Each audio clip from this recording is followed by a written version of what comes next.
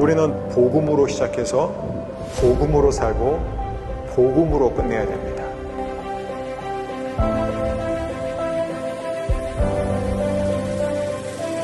예수님의 복음만, 이 복음만이 우리의 삶의 모든 영역을 바꿀 수 있다는 거예요.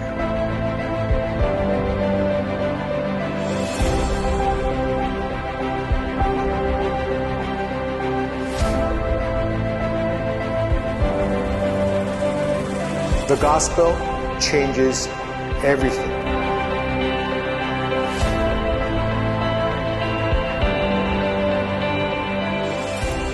할렐루야. 복음은 우리의 삶의 모든 것을 바꾸는 줄 믿습니다.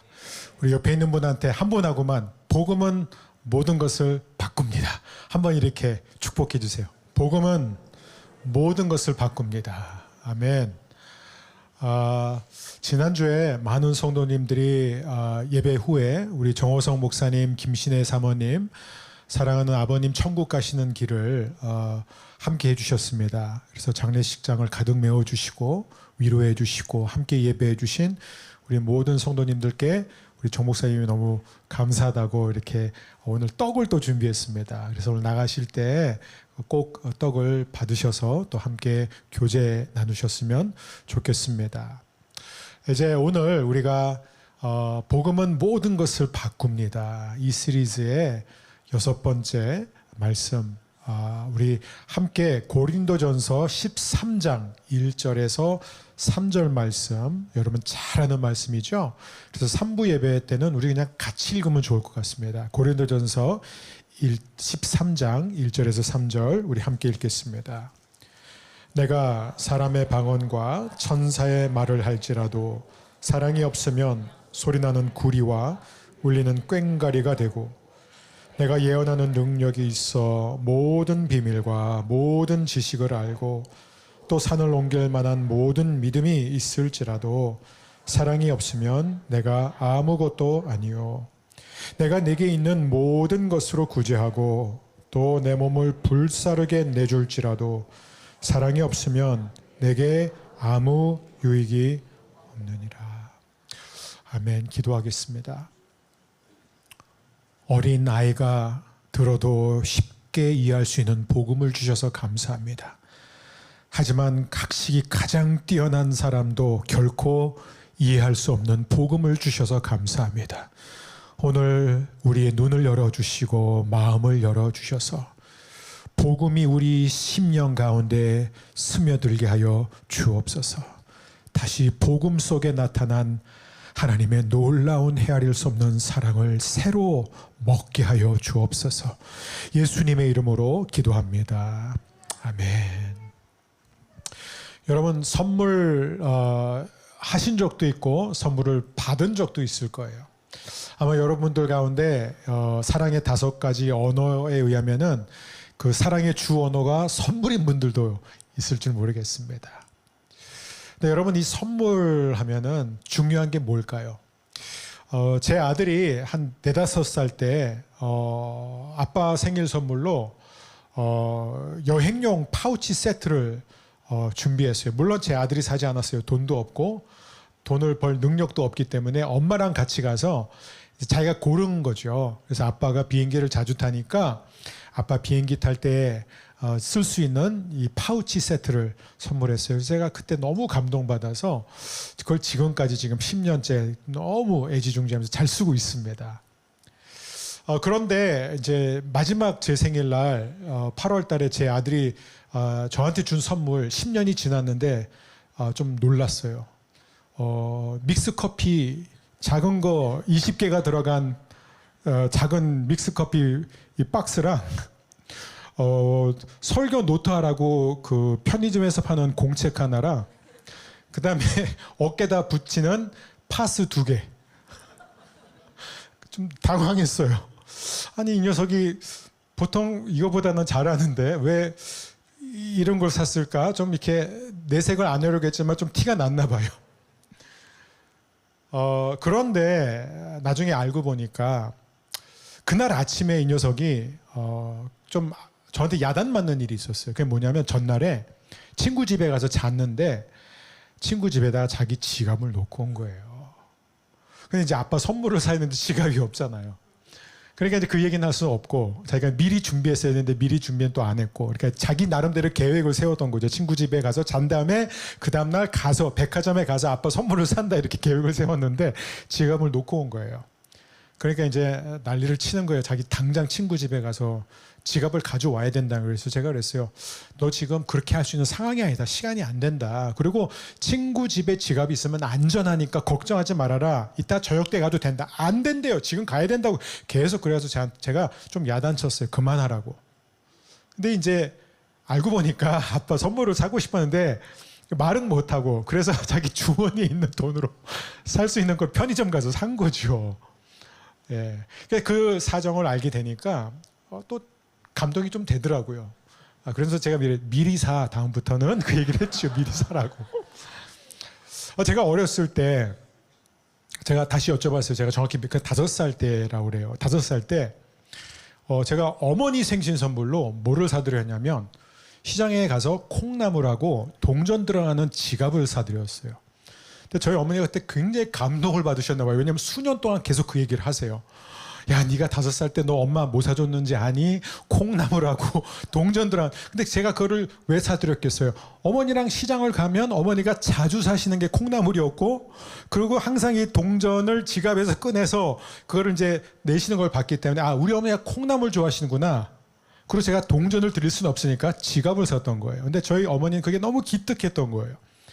그렇게 감동받으시는 어머니를 보면서 저는 중고등학교 때도 부모님 생신 때가 되면은 뭐를 사드릴까 하면서 정말 제가 갈 수 있는 백화점과 막 가게들 막 엄청 다니면서 고민을 굉장히 많이 했던, 막 3번 왔다 갔다 하면서 굉장히 고민하다가 이렇게 샀던 기억이 나요. 그렇게 막 고민하고 사는 이유가 뭘까요? 사랑해서예요.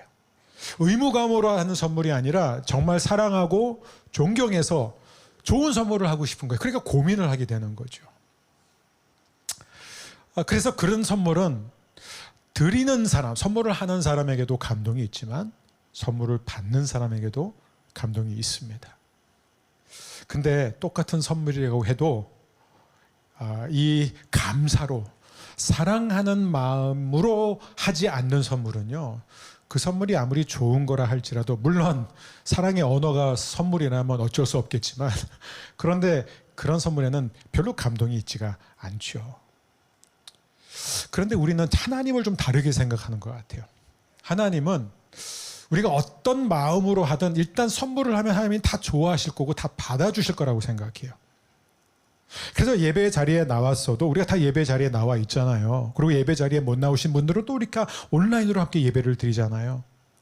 근데 내가 예배 드리는 그 자체의 의미를 둬요. 그러니까 내가 예배를 드렸으니까 하나님이 분명히 이 예배를 받으셨을 것이다. 근데 그렇지 않아요. 예수님이 이렇게 말씀하셨잖아요. 하나님은 진정과 신령으로 하나님을 예배하는 자를 찾으신다, 이거예요. 그러니까 하나님은 어떤 분이냐면 정말로 하나님을 만나고 싶어서, 하나님을 갈망해서, 하나님의 말씀을 듣고 싶어서 나와서 예배하는 그런 사람의 예배를 받으신다라는 거예요. 근데 우리는 어느 순간부터 그냥 하나님은 내가 내키지 않아도 일단 섬기면은 하나님이 좋아하시고 받아주시고, 내가 뭐 내키지 않고 억지로 불평하면서 해도 봉사를 하면 하나님이 받아주시고, 내가 정말 아까운 마음으로 그러나 그냥 마지 못해 헌금을 하면은 11조를 하면서도 내가 이걸 꼭 해야 되느냐, 이건 구약 성경의 유물 아닌가, 왜 이제도 이렇게 해야 되느냐 하면 그런 설교를 하면 또 귀에 꽂히면서, 그래 맞아 내가 왜 11조 해, 내가 왜 율법에 매여 있으면서, 그런데도 또 혹시 안 하면은 또 하나님이 무슨 일을 일으키실까 봐 두려워서 일단 헌금을 하고 뭔가를 하면은 하나님이 받아주실 거라고 생각해요. 여러분, 그렇지 않아요. 하나님도 우리와 똑같습니다. 아니, 우리가 하나님과 같은 거죠. 하나님의 형상을 닮았기 때문에. 하나님은 이 마음에서 우러나오는 진심, 사랑으로 하는 것만 받으시는 하나님이에요. 그것만 하나님을 기쁘게 한다는 거예요. 이 부분을 어쩌면 가장 선명하게 보여주고 있는 구절이 오늘 우리가 함께 읽은 고린도전서 13장입니다. 이 고린도전서 13장에 의하면은 우리가 하나님 앞에 사랑으로 하지 않는 모든 대단하고 위대한 영적인 행위들이 다 가치가 하나도 없다는 거예요. 아무 소용없고 다 무익하다.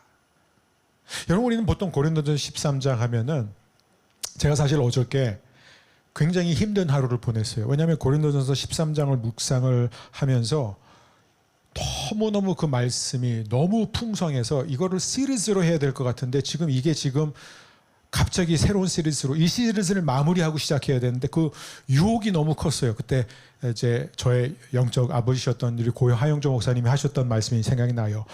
설교는 가지치기다. 가지치기다. 설교자가 받은 은혜를 다 전할 수는 없어요. 그러니까 막 가지치기 하고, 오늘 우리 이 본문에 해당되는 이 한 가지만, 제가 이 주제에 해당되는 한 가지만 여러분과 나누고 싶습니다. 우리는 고린도전서 13장 하면은 그 모르는 사람이 별로 없거든요. 교회를 안 다니는 사람들도요, 여호와는 나의 목자시 시편 23편 다 알고요. 장례식장에서 워낙 많이 읽혀지기 때문에, 그리고 결혼식장에 좀 다녀본 분들은 고린도전서 13장에 대해서 잘 압니다. 너무 익숙한 구절이에요. 노래로도 부르고 사랑은 언제나 오래 참고.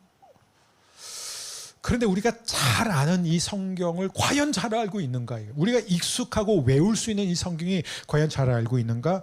여러분, 고린도전서 13장은 사실 웨딩에서 부를 수 있는 곡이 아니에요. 웨딩 시간에 결혼 주례할 때 인용하는 구절이 아닙니다. 왜 그런 줄 아세요? 왜냐하면 우리가 이 고린도전서 13장의 이 원 메시지를 이해하려면요, 바울이 왜 이 내용으로 지금 고린도 교회 성도들에게 이걸 쓰고 있는지를 이해해야 되는데요, 그거를 알게 되면요, 이것은 정말 아름다운 시가 아니에요. 누군가가 갑자기 바울이요, 우리에게 대해서 사랑에 좀 가르쳐 주세요. 사랑이란 뭐죠? 사랑이란 하면서 쓴 게 아니라는 것이에요. 이 고린도전서 13장은 고린도 교회 성도들이 겪고 있는 그 문제 가운데 하나의 폭탄처럼 투하한 거예요. 폭발적인 위력을 갖고 있는 것입니다. 고린도 성도들의 모든 자랑과 모든 의를 완전히 박살내는, 그래서 아마 이 고린도 교회 성도들은 13장을 읽으면서 굉장히 시험에 들었을 거예요. 충격을 받았을 거예요. 아름답게 들리는 사랑을 노래하는 그런 시가 아닙니다. 가치 역정적인 교훈이 담겨 있습니다. 이게 뭐예요? 여러분, 이 사도 바울이 고린도전서 13장 1절에서부터 3절에 쓰고 있는 것들은요, 모든 신앙인들이 다 사모하는 거예요. 첫 번째 뭐예요? 내가 사람의 방언과 천사의 말을 할지라도, 이런 얘기를 해요.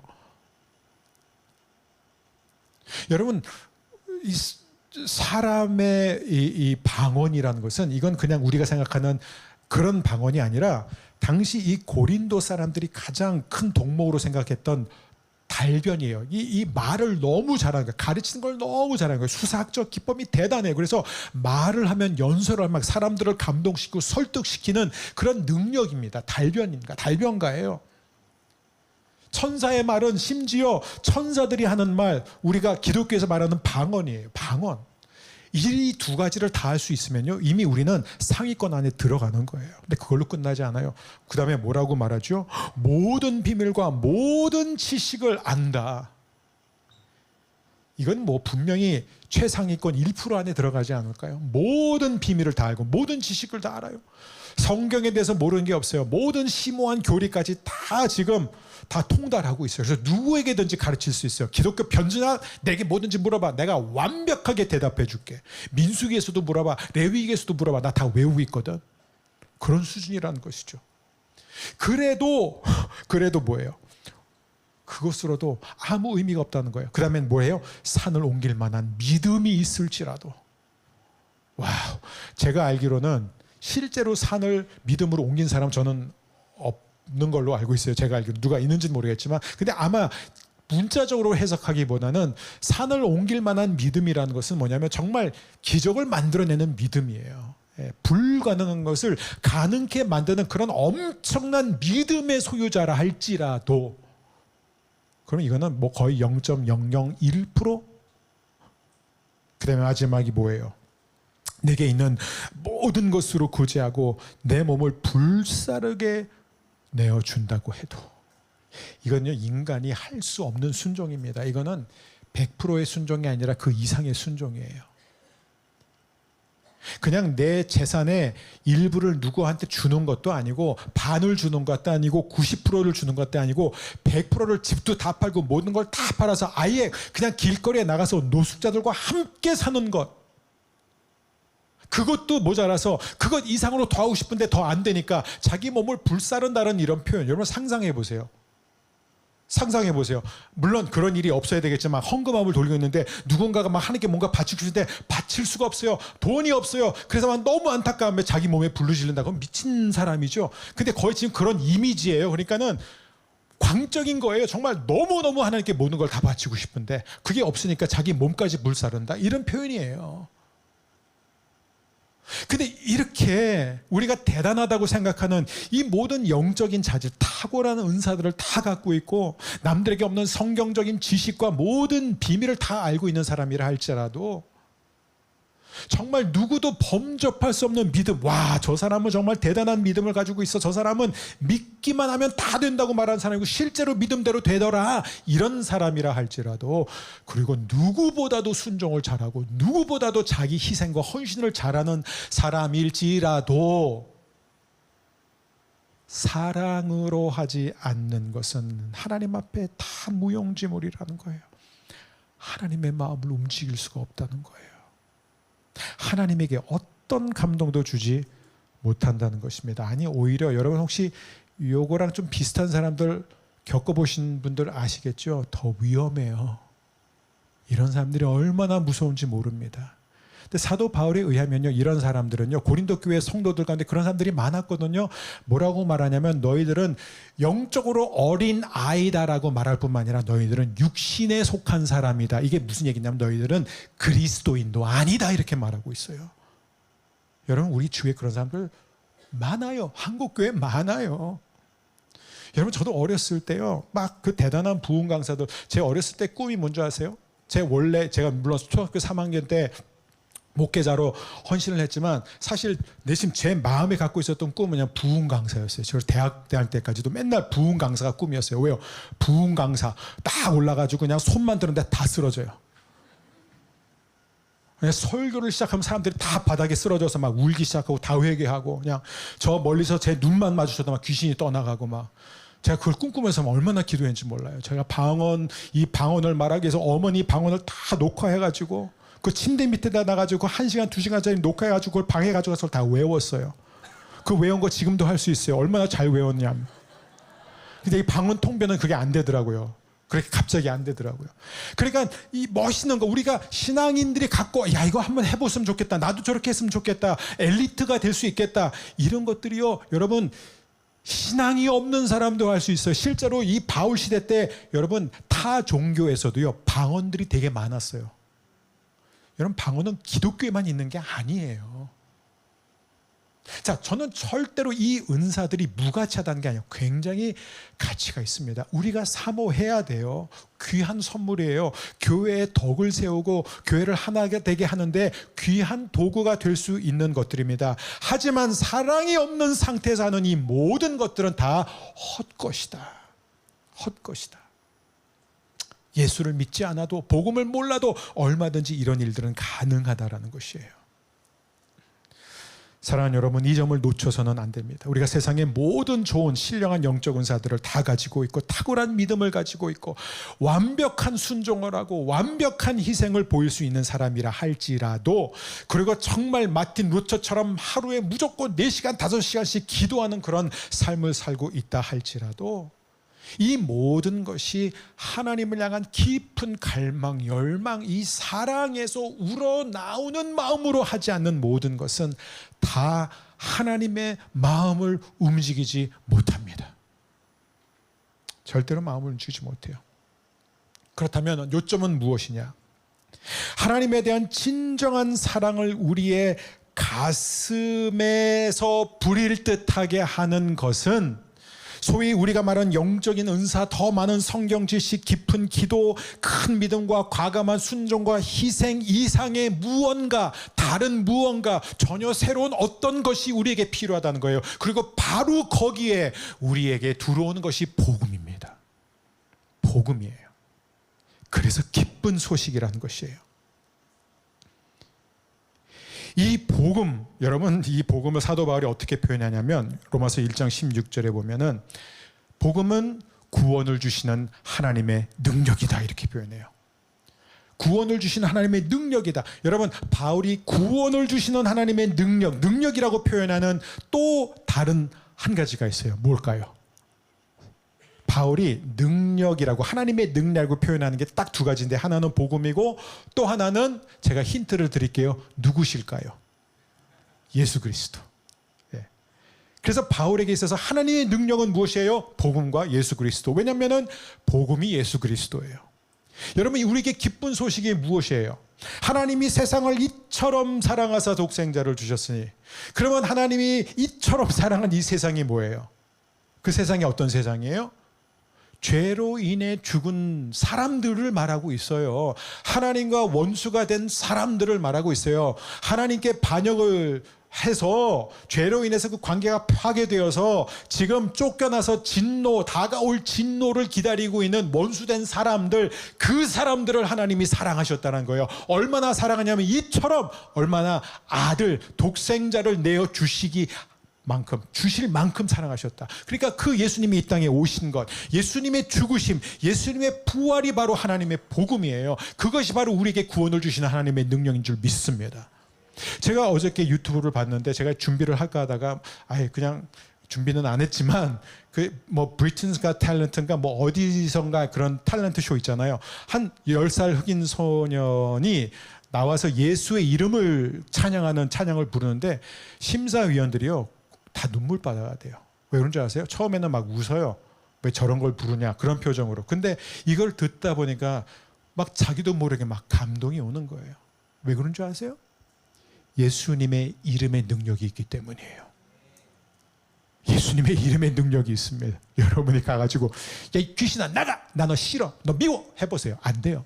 근데 예수님의 이름으로 명하노니, 예수님의 이름의 권세로 내게 명하노니 거기에 능력이 있습니다. 그래서 우리 예수님이 안진뱅이를 향해서, 죽은 자를 향해서 일어나라! 이러시면 돼요.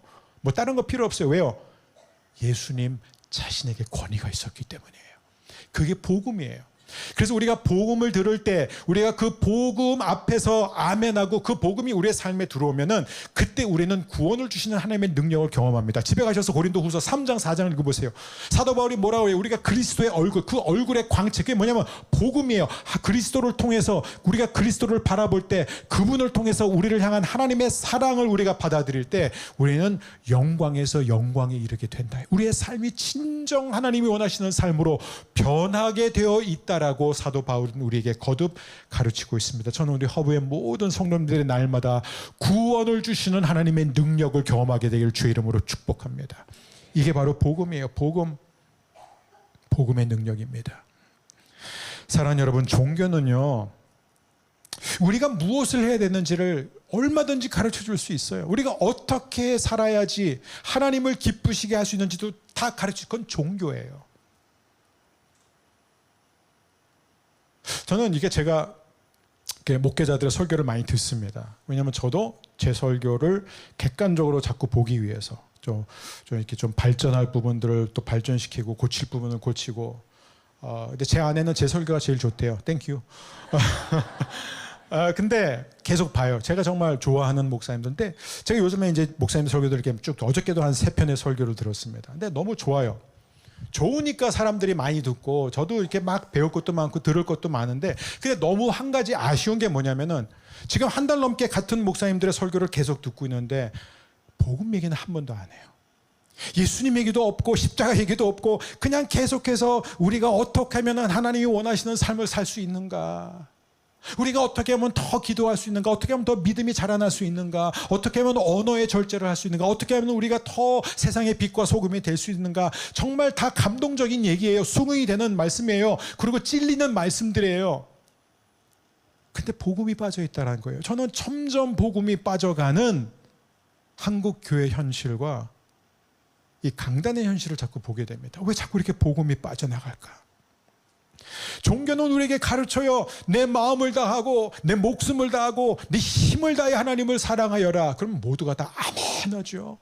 둘째는 이것이니 같은 것이니 내 이웃을 내 몸과 같이 사랑하라. 그럼 우리가 또 아멘합니다. 여기까지는 종교예요. 이건 율법이에요. 그래서 계명이에요. 가장 위대한 계명이지만 그래도 계명이에요. 근데 종교는 우리로 하여금 하나님을 마음과 힘과 뜻을 다해 사랑하게 하는 힘을 주진 못합니다. 종교는 내 이웃을 내 몸과 같이 사랑하라 우리에게 끊임없이 가르치지만 실제로 내가 내 이웃을 내 몸과 같이 사랑할 수 있도록 하는 그 능력을 주지 못해요. 그건 복음만이 가능한 거예요. 그 복음이 뭐예요? 이제는 내가 사는 것이 아니요 내 안에 그리스도께서 사신 것이라. 주님이 내 안에서 나로 하여금 내 이웃을 사랑할 수 있게 해 주신다는 거예요. 내가 하는 게 아니라 내 결단이 아니라는 것입니다. 여러분, 우리 허북교회 성도님들이 이 점을 놓치지 않게 되기를 바랍니다.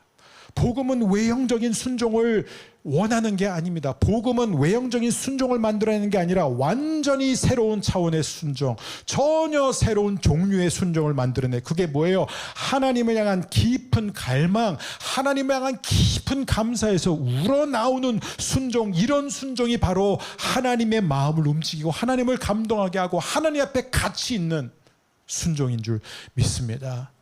자, 그러면 여러분들 가운데는, 우리 허북교회 성도님들 가운데는 그런 분이 안 계시겠지만 혹시라도 이 설교를 나중에 유튜브를 통해서 들으실 분들 가운데 이렇게 이해하실까 봐, 아 그래, 그럼 이제부터 감동이 있을 때만 하나님을 섬겨야 되겠다, 감동이 있을 때만 예배 드려야 되겠다. 왜냐하면 감동 없이 하는 것, 감사와 사랑 없이 하는 건 다 가치 없으니까, 이렇게 해석하지 않게 되기를 바랍니다. 지금 그 얘기를 하는 게 아니에요. 가장 좋은 예가 무엇이냐면, 여러분 예수님을 보세요. 예수님은 십자가에 대한 갈망과 열망이 있었어요? 없었어요. 예수님이, 아버지, 저한테 아이디어가 있어요. 제가 내려가서 십자가에 처참하게 짓밟히고 죽을게요. 그러면 아버지, 누구든지 저를 믿는 사람들 다 그냥 용서해 주세요. 예수님 먼저 자원하셨을까요?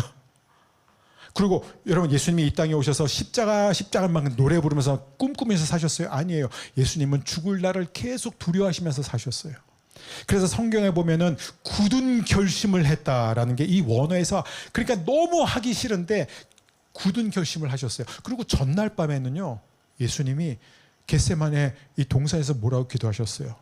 예? 이 땀이 정말 핏방울이 되기까지 하나님 앞에 간절히 기도한 게 뭐예요? 하나님, 내일 십자가 빨리 지게 해주세요. 그렇게 기도 안 하셨어요. 할 수만 있거든 이 잔이 지나가게 해달라고 했어요. 아버지, 다른 방법이 있으면요, 정말 하나님이 이 사람들을 구원해 주실 다른 어떤 방법이 있으면은 정말 이 십자가만큼은 피할 수 있게 해주세요라고 기도했어요. 간절히 기도했어요. 근데 그 주님이 왜 십자가를 지셨는지 아세요? 그리고 왜 십자가에서 죽기까지 순종하셨는지 아세요? 히브리서 12장에 다 나와 있습니다. 히브리서 12장 2절을 보게 되면은 예수님은 하나님이 십자가 뒤에 준비해 놓으신 그 기쁨을 보셨기 때문이라는 거예요. 내가 이 십자가라는 고통을 참기만 하면, 내가 십자가 내게 주는 수치를 견뎌내기만 하면 그 뒤에 나에게 반드시 보장된 그 영원한 승리와 기쁨을 보셨기 때문에, 아셨기 때문에, 그 기쁨이 뭐예요? 그 기쁨이 바로 저와 여러분이에요. 원수된 저와 여러분을 하나님의 자녀로 다시 화해시키는 거예요. 그것이 예수님의 기쁨이었기 때문에 그 기쁨이 십자가의 고통과 수치심보다 훨씬 더 컸던 거예요. 그래서 그 고통을 견디신 것이에요. 여러분, 무슨 얘기예요? 우리도 마찬가지예요. 하기 싫을 때 많죠. 귀찮을 때 많죠. 내키지 않을 때 많죠. 그럼에도 불구하고 우리가 왜 순종하느냐? 그럼에도 불구하고 왜 우리가 섬기느냐? 왜냐하면 그 섬김의 불편함, 희생의 고통, 참는 것에서 오는 그 수치보다 훨씬 더 큰 기쁨을 우리가 복음을 통해서 맛봤기 때문이에요. 그것을 우리가 알기 때문이에요. 그래서 12장 1절 보면은, 성도들아, 너희에게 구름같이 둘러싼 허다한 증인들이 있다. 지금 여러분, 우리가 예배드리는 이 장면, 혹시 여러분들 가운데 나는 우리 집안에서, 전체 집안에서 교회 다니는 사람 나밖에 없어, 나 혼자 신앙생활해서 아무도 나를 위해서 기도하지 않아, 나는 너무 외로워라고 생각하는 분 계십니까? 여러분, 혼자 아니에요.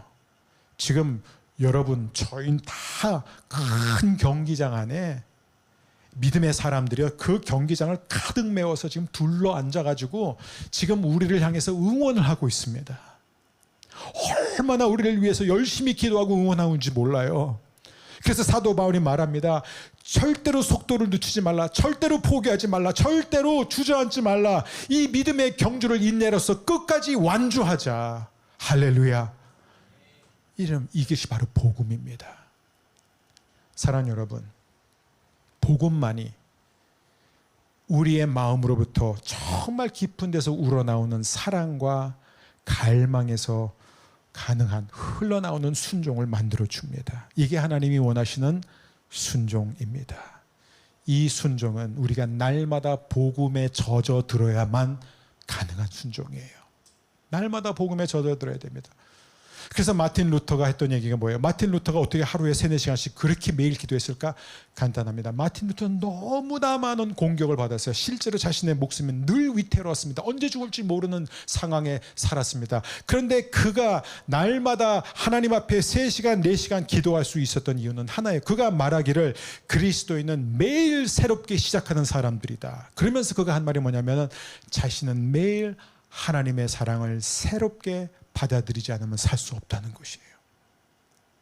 이게 바로 예수님께 접붙임 받은 삶을 사는 것. 이게 바로 예수님 안에 계속 머물러 있는 것. 이게 바로 예수의 발치 앞에 늘 앉아서 예수님을 통해 흐르는 아버지의 사랑을 먹고 마시고 그 사랑에 압도되고 그 사랑에 사로잡히는 삶. 그것이 바로 우리 허브교회 모든 성도들의 삶이 되기를 주의 이름으로 축복합니다.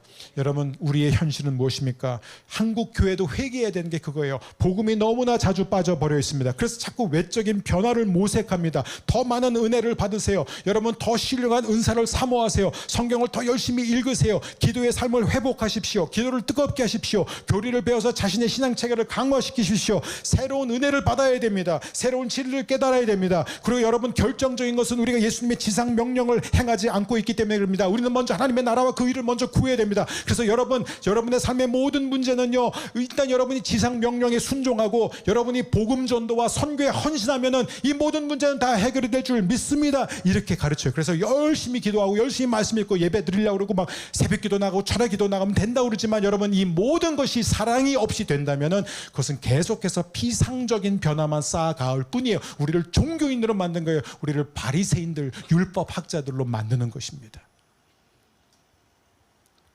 미국의 저명한 기독교 상담가인 폴 트립은 이렇게 말합니다.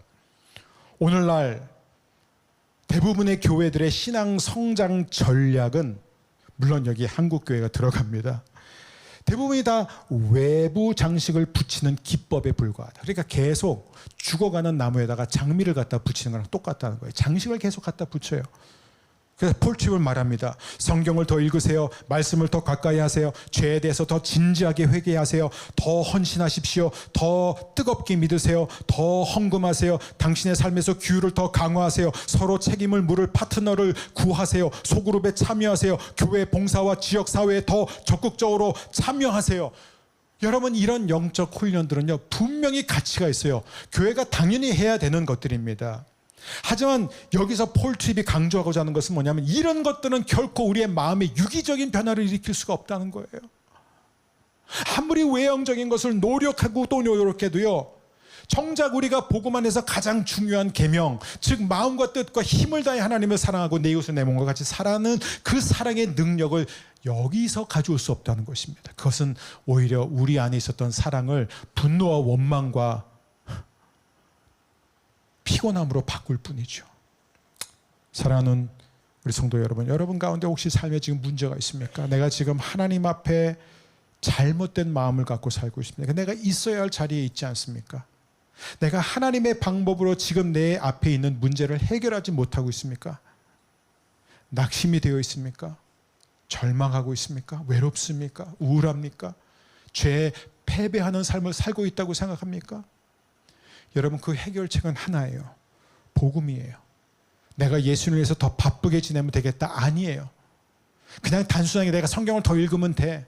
내가 교회 더 열심히 나가면 돼. 내가 새벽기도 더 다니면 돼. 내가 철야기도도 하면 돼. 내가 집회 열심히 다니면 돼. 내가 헌금 많이 하면 돼. 내가 하여간 내 삶을 다 하나님께 드리면 돼. 거기에 해결책이 있는 것이 아니라는 것입니다. 해결책은 어디에 있습니까?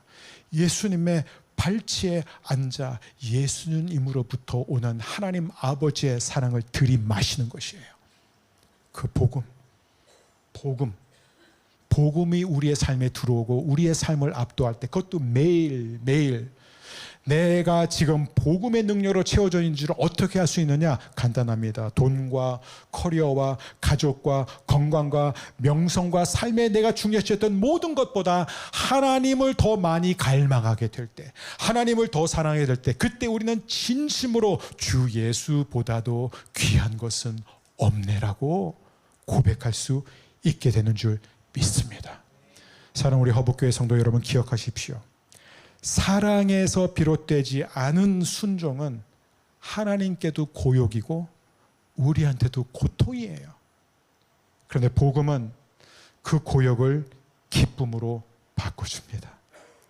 복음은 우리가 하나님께 순종해야 해서 하는 종이 아니라 하나님을 기쁘시게 하고 싶어하는 아들과 딸로 바꿔줍니다. 하나님이 오늘 저와 여러분에게 바라시는 것은 순종이 아니라 여러분의 마음이에요. 그 마음에 하나님의 사랑이 부어지기를 축복합니다. 제가 오늘 우리가 함께 드릴 기도는 이 시리즈의 첫날 여러분에게 소개했던 기도예요. 여러분 이 기도 드리고 있으세요? 혹시나 이 기도를 최근에 안 드리는 분이 계실까? 이 기도를 다시 소개합니다. 이게 바로 사도 바울이 드린 기도예요. 여러분, 복음은 사실 제가 설명하고 설교해서 여러분에게 전할 수 있는 건 아니에요. 복음은 하나님의 능력입니다. 여러분이 경험해야 돼요. 복음은, 그래서 사도 바울이 뭐라고 기도하냐면, 하나님 복음을 계시해 달라고 그래요. 하나님 복음을 보여주세요. 우리의 눈을 열어주시고 마음을 열어주십시오. 이게 바로 에베소서 1장과 3장의 기도입니다. 우리 함께 이 기도문을 기도하는 마음으로 함께 읽겠습니다. 우리 주 예수 그리스도의 하나님, 영광의 아버지께서 지혜와 계시의 영을 여러분에게 주셔서 하나님을 더 잘 알게 하시며 여러분의 마음을 밝혀 우리에게 주시려고 예배해 두신 것을 깨닫도록 기도합니다. 또한 하나님의 백성에게 약속하신 복이 얼마나 풍성하고 놀라운지 깨닫도록 기도하고 있습니다. 3장입니다. 모든 성도들이 그리스도의 크신 사랑을 깨닫게 되기를 기도합니다. 그분의 사랑이 얼마나 한없고 넓으며 얼마나 깊고도 높은지를 진정으로 깨닫게 되기를 기도합니다. 그리스도의 사랑을 어느 누가 잴 수 있겠습니까? 그러나 그 사랑을 체험하여 하나님의 충만함이 여러분의 마음속에 채워지기를 기도합니다. 우리 가운데 일하시는 하나님께서는 우리가 구하고 생각하는 것보다 훨씬 더 많은 것을 채워 주실 것입니다. 아멘. 우리 자리에서 함께 일어나시겠습니다. 우리 찬양팀 나와서 함께 주 더 알기 원합니다. 찬양을 부를 텐데 우리 먼저 이 기도를 같이 드렸으면 좋겠어요. 오늘은 다른 기도하지 마시고, 여러분이 지금 어떤 내면의 문제, 어떤 관계 문제, 어떤 최종적인 문제 상관없습니다. 어떤 문제이든지 간에 그 해결책은 복음에 있습니다. 주님, 내 눈을 열어주시고 내 마음의 눈을 밝혀주시옵소서. 주님을 더 알기 원합니다. 주님의 사랑의 높이와 깊이와 넓이를 알기를 원합니다. 누구도 잴 수 없는, 누구도 헤아릴 수 없는 그 그리스도의 사랑을 경험하게 하여 주시옵소서. 우리 간절한 마음으로 그렇게 두 손을 내밀고 주님 앞에 기도하며 나가겠습니다. 사랑하는 주님, 감사합니다.